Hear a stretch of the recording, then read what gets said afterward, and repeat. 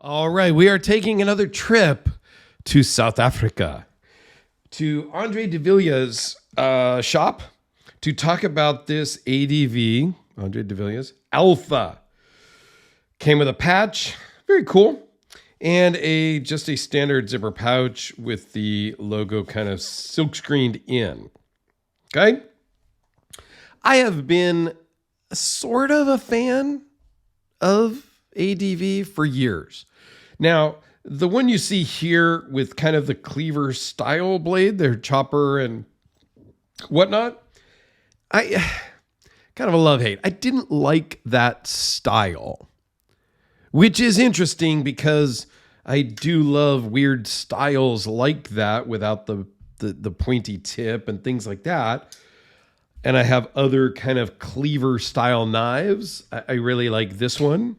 Again, very similar, but for some reason I didn't like the chopper, whatever versions he called those, the butchers. However, I like what he does, and I like South African knives. And I will put a link to my South African playlist down below and up in the corner. I probably need to make just an ADV playlist. I think I've lumped him in with the South Africans. So I'll try to break that out. But that's housekeeping behind the scenes. This one comes to me from Nick down in New Zealand. They actually came directly from ADV.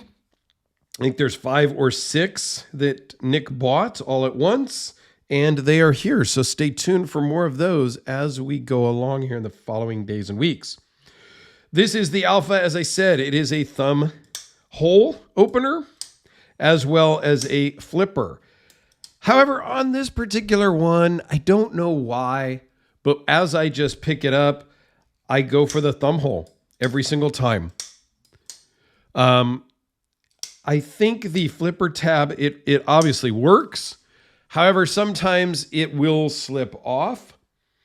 And that's not because there's not good jimping and traction. I can't explain why. I think this just works better in my hands as a thumb opening. Okay? Nothing wrong with that. It is a button lock.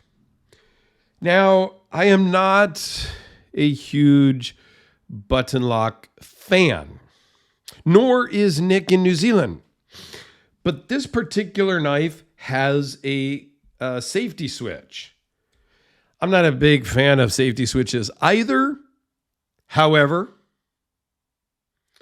what that does is it goes behind the button lock and keeps it from depressing. So it does 2 things. It locks it closed because as you open a button lock, let's try to zoom in here. As you open the button lock, here is the button right here. It depresses a little bit so that you can get past the detent. So if I push this forward, I keep that from going down. It's locked closed. Open it up. You can see it right here. We're just going to slide that over, and it goes in behind the button, so the button will not depress. So it keeps it locked open, which is good, because inherently with a button lock, now granted, the button is usually not in the path of where you are gripping, but it would be easy with slight pressure as you move your thumb to release that and possibly close the knife or allow it to unlock enough where it gets into your finger. It becomes a problem, right? So it has that safety on there to hold it open. So I like that. In this application, I think the safety switch is warranted. Okay? This one is marked 2022. I think they made the blades, and because from my understanding, could be wrong, this was just recently assembled and finalized and sent here to me to go to Nick, but could be wrong on that. All of them have lanyards that Andre just threw in. Like, I don't even think Nick knew that they were getting lanyards until I did the unboxing. I like this blade shape. It's a compound grind, both flat grinds. and we'll talk about some dimensions. So behind the edge is 0.034 back here and 0.021 up in the front for a little more sliceability, if you will. You're 5.5 inches closed and 9 3/4 overall. So this is not a small knife by any means. And it's a little hefty. Comes in at 8.6 ounces. Okay, that does give you 4.35 inches of blade with 4.17 inches of cutting edge. This is a big boy. I don't know that Andre makes any small sub 3-inch knives at all, honestly. The action on this thing is fantastic, running on bearings. It works great and is a very satisfying sound. With a button lock, it's a timing thing. If you let go of it too soon, it's going to slow the action down. If you let go of it too late, it's going to bounce. I think it's just something that as you get and you handle, it just becomes a natural thing. All right, so we've got titanium scales that are anodized with a goldish color around the perimeters.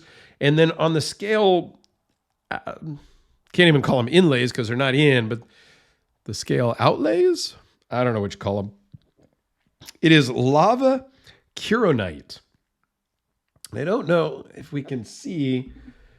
Yeah, you can see some red in there. If I get some light, you can see it a little more back here.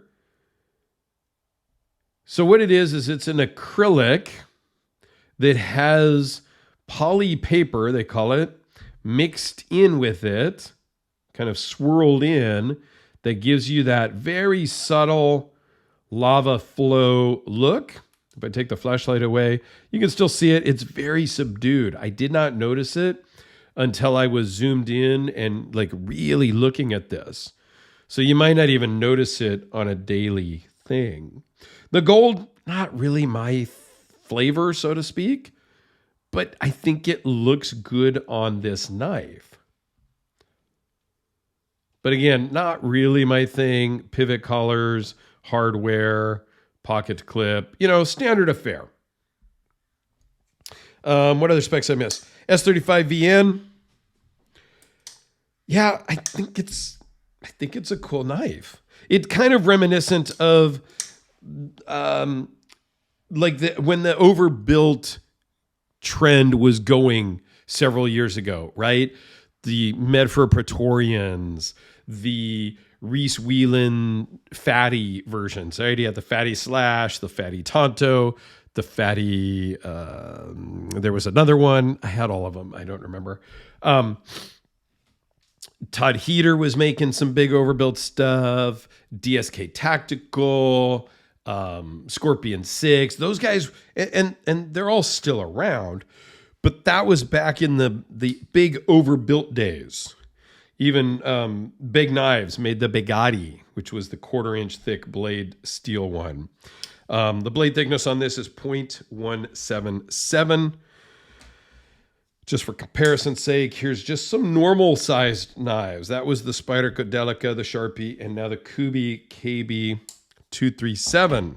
Since I pulled out the Hellraiser, which is not a small knife. A lot of people are like, wow, that Hellraiser's big. Well, it is, but is it? This is actually a knife that is carryable.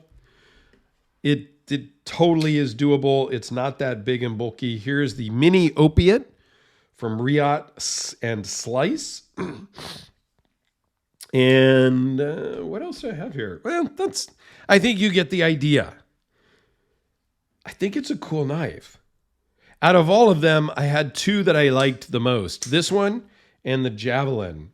I'll probably do the Javelin at the end. I'll do the other ones in the middle, but we'll see. It'll get all mixed up, and whenever you watch them, you watch them. So, Nick in New Zealand, thanks for sending this in. I really do appreciate when people send stuff in. It gives me the chance to see things I would not normally see, and it gives me the opportunity to share with you folks what you may not normally see, not just from the U.S., but from all over, right? I've done videos of knives from all over the world, and I love that. You can see I did open a box with this. There's already some marks on this. Nick is one of the viewers that says, yeah, carry and use anything I send you. Don't worry about it. It's fine. That being said, I never abuse the knives that are sent in. I am very careful about what I cut, where I carry them, things like that, because I don't want to break somebody's brand new knife that they've never even seen before. So anyway, there you go. I've rambled enough. Have a fantastic day. If you've made it to the end, comment South Africa down below.